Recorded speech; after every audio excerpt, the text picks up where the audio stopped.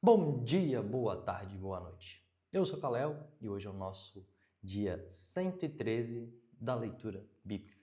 Muito obrigado pela sua presença. Pegue sua água, seu chá e seu café e bora comigo para esse dia de leitura.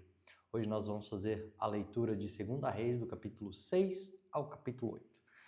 A recapitulação do dia anterior, que nós sempre fazemos, a gente viu a sucessão de Elias para Eliseu e como Elias transportou o seu ministério e a sua carga profética e a sua responsabilidade profética para o seu discípulo Eliseu.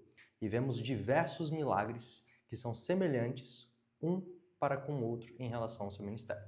E vamos dar continuidade agora em relação a todos esses milagres. Bora comigo então? Capítulo 6 de 2 Reis. Eliseu faz um machado boiar. Eliseu dirigia um grupo de profetas. Um dia eles lhe pediram: o lugar onde moramos com você é muito pequeno. Dê licença para irmos até o rio Jordão a fim de cortar algumas árvores. Com elas construiremos uma casa para a gente morar. Podem ir, respondeu Eliseu. Um dos profetas insistiu que Eliseu fosse com eles. Eliseu aceitou, e eles saíram juntos quando chegaram ao Jordão, e começaram a trabalhar. Um deles estava cortando uma árvore quando de repente o ferro de seu machado escapou do cabo e caiu na água. O que vou fazer, senhor? Gritou para Eliseu. O machado era emprestado.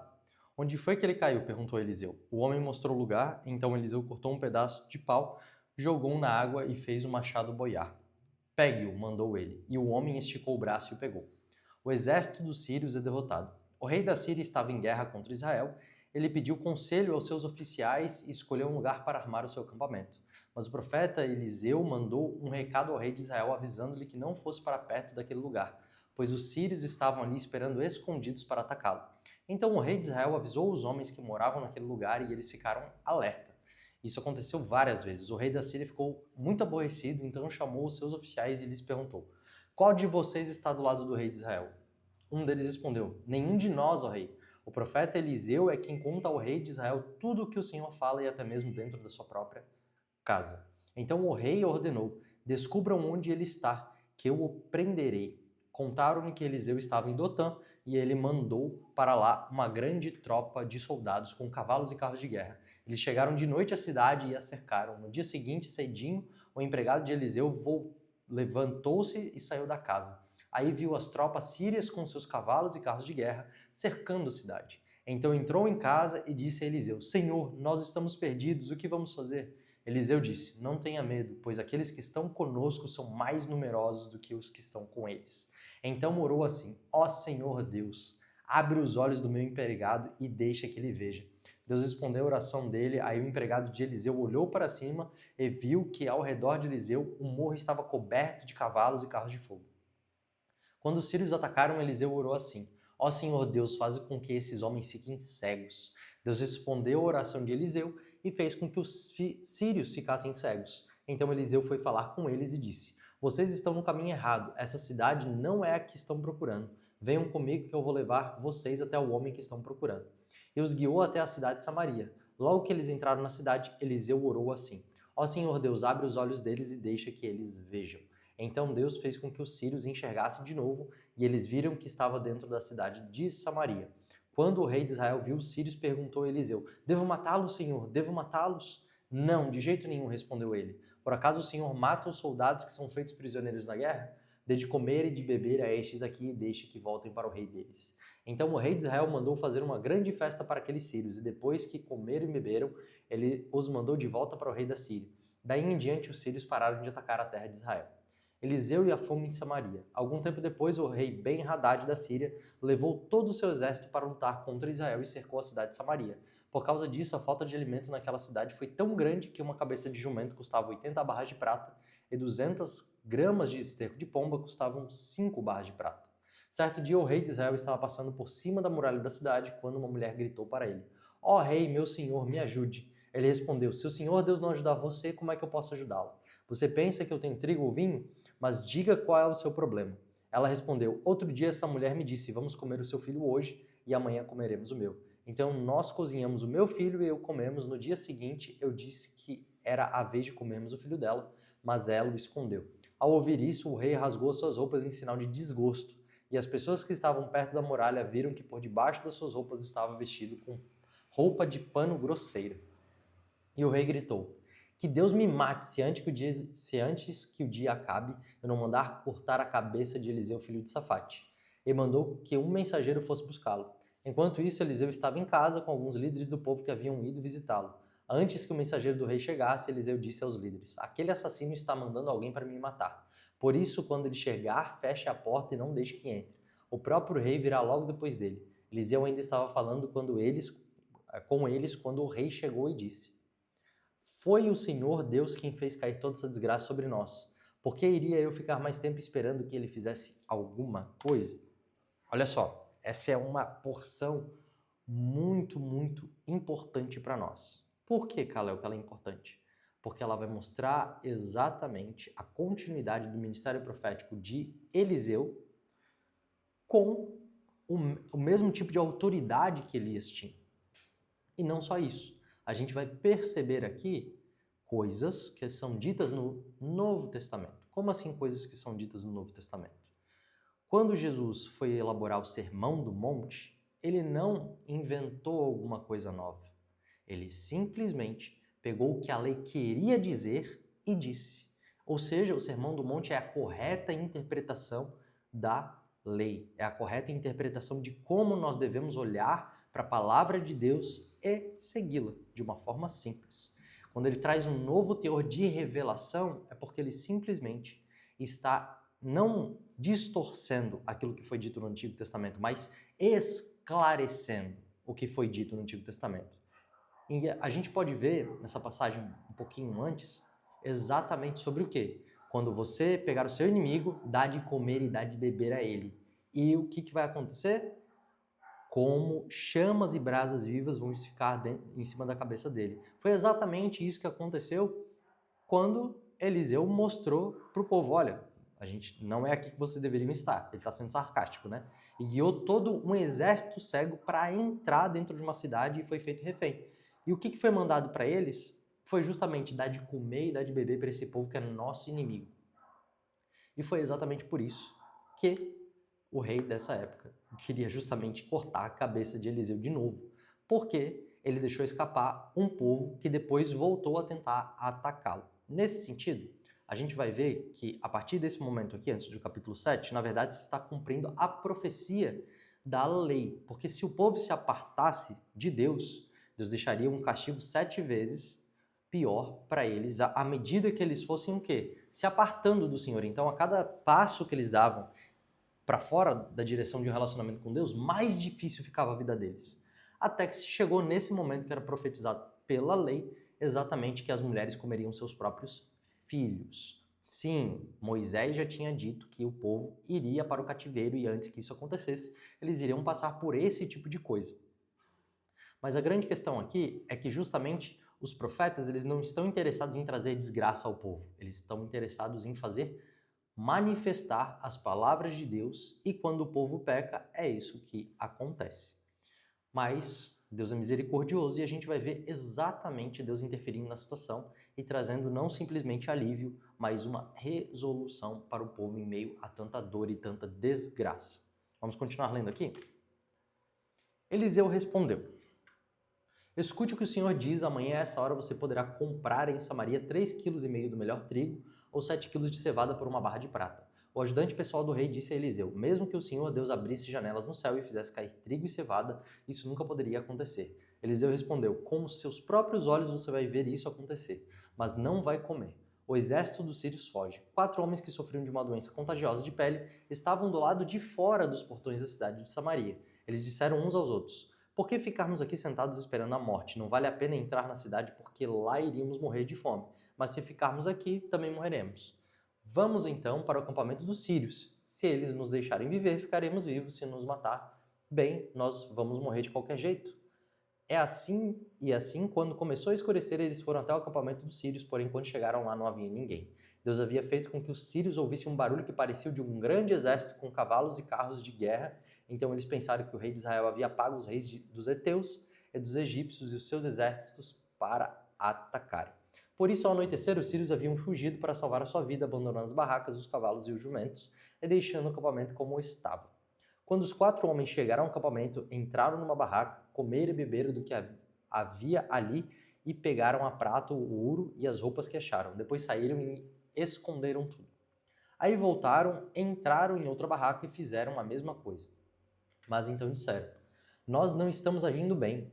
Temos boas notícias e não devemos ficar calados. Se esperarmos até amanhã para contar, certamente seremos castigados. Vamos agora mesmo contar isso lá no palácio. Então saíram do acampamento dos sírios, voltaram para Samaria e gritaram para os guardas que estavam nos portões: nós fomos até o acampamento dos sírios e não vimos nem ouvimos ninguém. Os cavalos e os jumentos estão lá amarrados, as barracas estão do mesmo jeito que os sírios deixaram.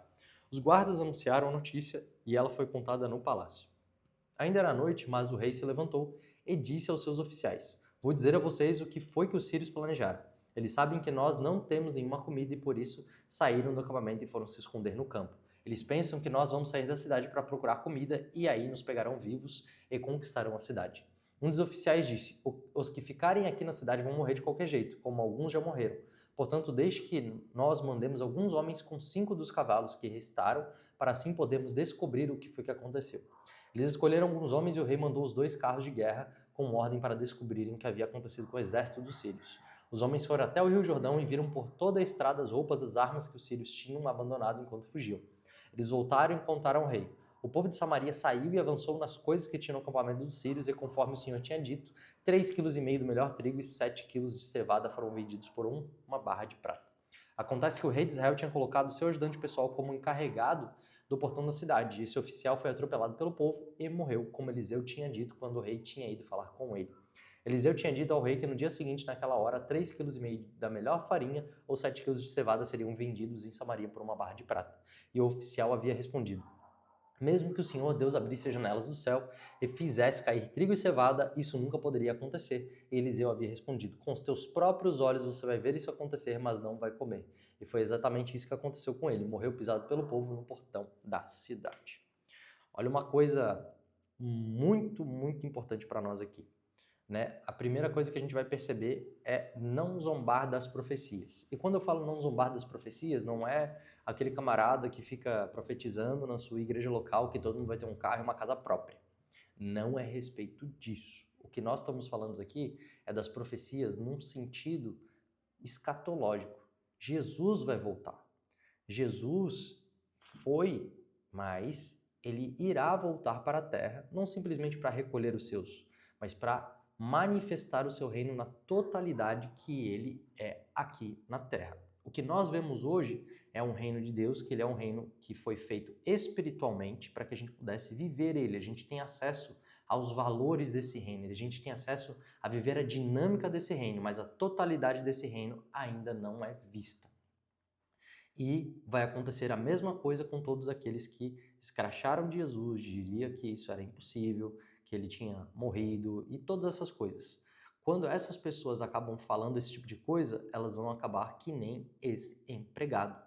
Vão acabar totalmente pisoteadas no dia que Jesus voltar. Por que eu estou falando isso? Porque esse tipo de senso de respeito às profecias bíblicas deve trazer para nós muito temor. Primeiro, porque a gente sabe que Deus não é homem para que minta e nem filho do homem para que se arrependa. E segundo, quando nós nos posicionamos contra a vontade de Deus, que é a sua palavra profética, nós estamos também atrapalhando os planos de Deus. Ou, em outras palavras, nós estamos blasfemando contra Deus nesse sentido.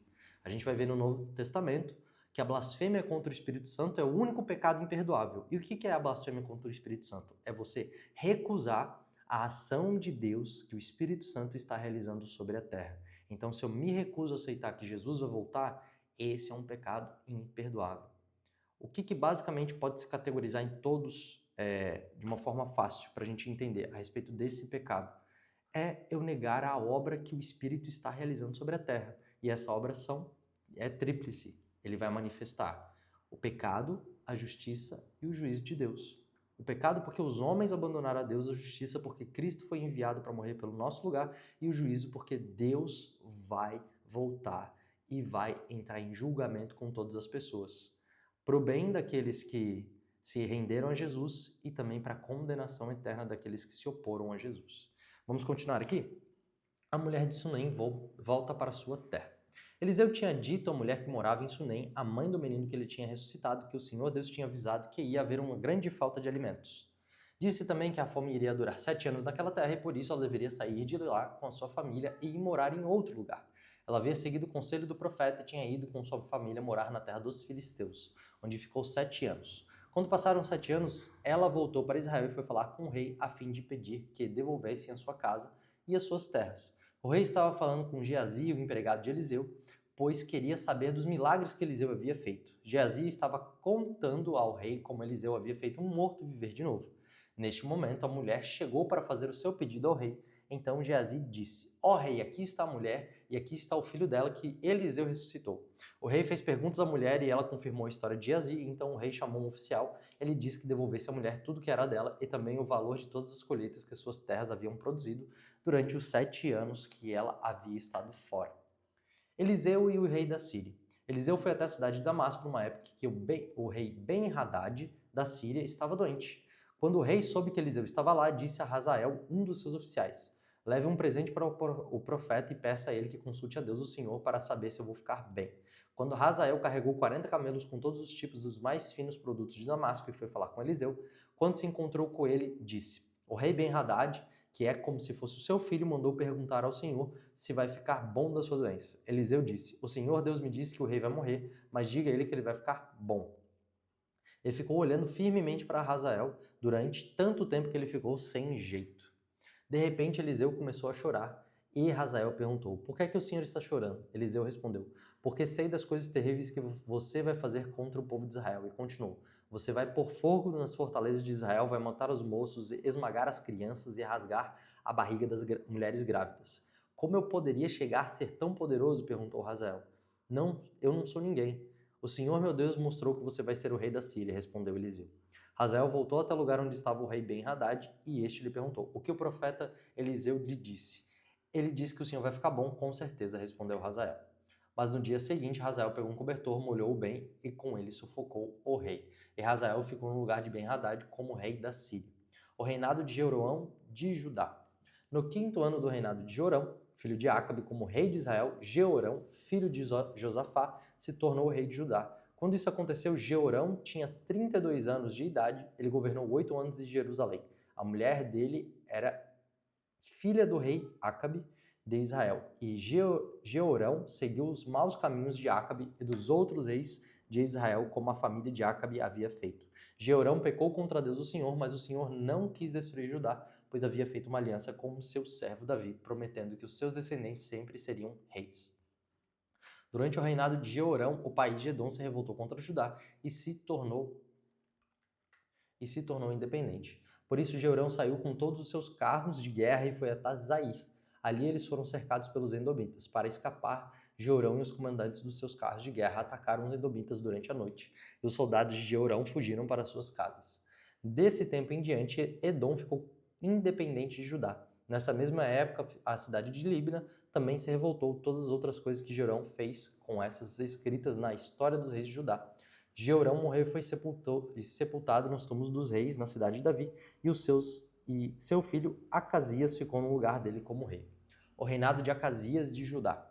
No ano 12 do reinado de Jorão, filho de Acabe, como rei de Israel, Acasias, filho de Jeorão, se tornou rei de Judá.